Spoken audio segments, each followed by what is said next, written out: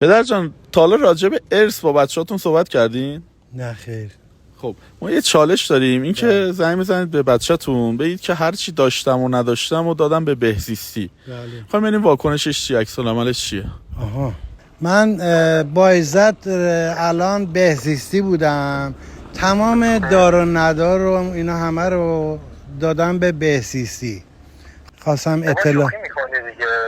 نه عزیزم دارم جدی میگم. الحمدلله خدا به شما داده، بذار 4 تا فقیر فقرا هم یه چیزی ببرن. فقیر فقرا چی بابا من روزا حساب کرده بودم.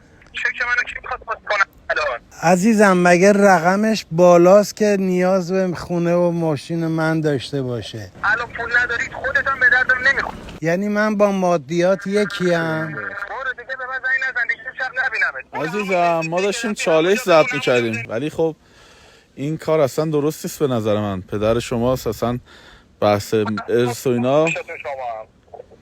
دمت گرم.